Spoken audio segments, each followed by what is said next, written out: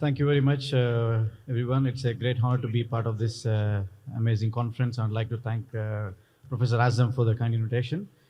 So my task is to discuss some cases of STEMI in complex heart disease.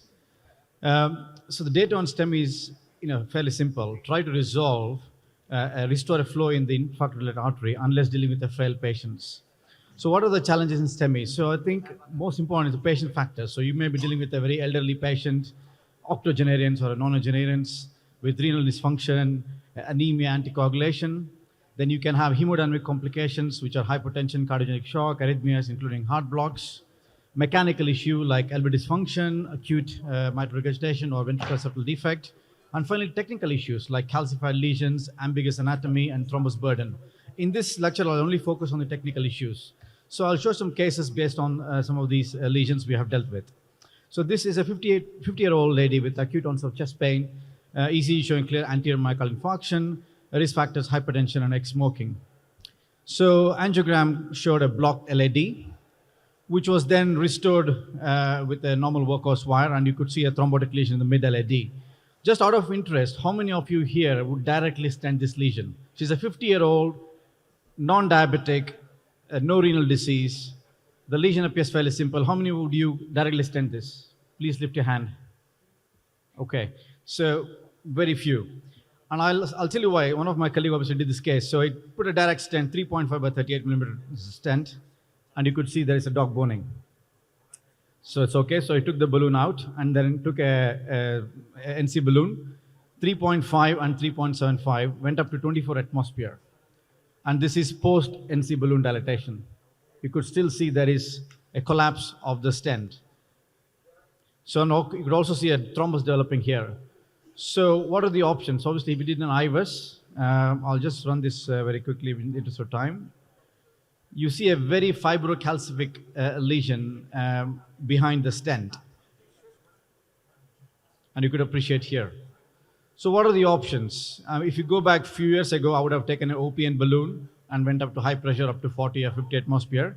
But these days we are lucky that we have a lithoplasty balloon. So obviously we used a 40 by 15 millimeter IVL balloon, and after that we took an NC balloon and we had a final result like this. So you could appreciate the difference between before the IVL and after IVL. And hence we were able to bail this patient out. So you can do direct stenting, but I'll be very careful. Even the lesion appeared so simple in a non-diabetic and a non-renal patient, you can be caught out. The second case, 71-year-old with inferior myocardial infarction. He came around 1 o'clock in the morning. Previous angioplasty to right coronary artery way back in 2002 with a bimetal stent.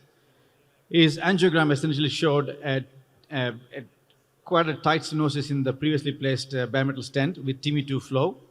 So this was done by my colleague in the middle of the night. He tried to use a small balloon.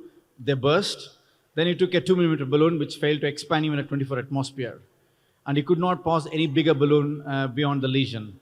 But at this point, whatever he has done, had established TIMI3 flow and patient was asymptomatic, ECG resolved. So he rightly took the patient off the table.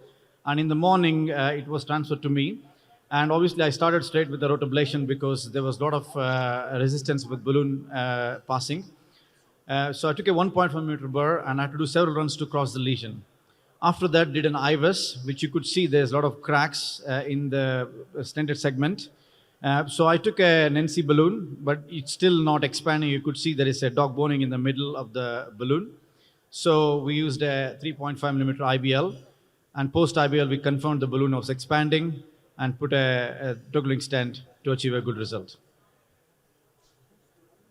So the take-home message from these two cases, the calcified lesions can be challenging, especially during STEMI. We need to have adjuvant tools like rotablation, IVL cutting balloons to negate calcium. IVL technology is very simple to use and it's quite effective. Rotablation, very unlikely during primary angioplasty. If you don't know, if you're not confident in doing it, just take a patient on the table and give it to someone who can do it. So third case is a bit more technical challenge. 84-year-old with inferior STEMI, complicated by complete heart block. He was having lots of ventricular arrhythmias from an R1T phenomenon, so we had to put a temporary pacemaker to stop these ectopic beats causing arrhythmias. So we took a angiography of the left system. As you could see, it's okay and obstructed. And the right coronary artery, we tried to intubate the RCA in the right coronary sinus, and we could not find the RCA. But when we did the injection in the left coronary sinus, you could see the ghosting of the RCA, which is probably coming behind the left main stem and probably ostium behind the left main stem. So this was going on in the background of patient having constant VTVF. So how do we intubate this? Obviously, left main stem, we use either JL4 or EBU 3.5. But if you use something shorter like EBU 3.0 or JL 3.5, it will probably fall short of the left main stem and intubate the anomalous RCA. So that's how we did. We took a EBU 3.0 guide. We were just able to intubate the RCA, through which we floated a wire. And after that, it was fairly simple. We delivered the stent and established a TIMI3 flow. So anomalous origin of coronary arteries can be challenging, especially in STEMI situation, worse if there is arrhythmias. Unconventional guiding catheters may be needed in such situations. The last case is a 65-year-old man with anterior STEMI, no previous cardiac background, hemodynamically stable. The angiography of the right coronary artery showed quite tortuous, ectatic, and calcified artery. And the left system, again, was very ectatic. And the problem we had was we could not identify where the LAD was. We couldn't see any way into the LAD. And if you look at the ghosting, we thought maybe the LAD was coming from here, and that's the course of the LAD. So obviously we took some unconventional wires. So we started with a Fielder XTA, which got into the ostium with a microcatheter. And then we had to use some of these CTO wires. So here it was a Gladius, because the lesion was so difficult to wire with the tortuosity and probably thrombus burden. And you will see in a minute, the wire kind of takes a very acute turn. And then we were able to advance the microcatheter to release the tension on the wire, and finally we were able to wire into the distal vessel. And then we confirmed by injecting through the microcatheter, and then started with just a 2.5 millimeter balloon, which didn't establish any flow. So we did an IVUS, which showed the artery was quite a big, in fact it was 5 millimeter. So we took a 4 millimeter NC balloon and established TIMI 2/3 flow. At this time, patient became asymptomatic, ECG changes resolved, a lot of thrombus burden. So we decided not to do anything at this stage. So we gave GP2B3 inhibitors for 24 hours. Patient had angiogram 4 days later, and you could see the thrombus has significantly resolved. Still there is some burden, but much better. TIMI3 flow. So this was stented with a 5 millimeter drug-linked stent to achieve good result. So in conclusion, most STEMIs are straightforward, but sometimes we get technical challenges and also hemodynamic instability, as the case I showed you with the patient with complete heart block and anomalous right coronary artery.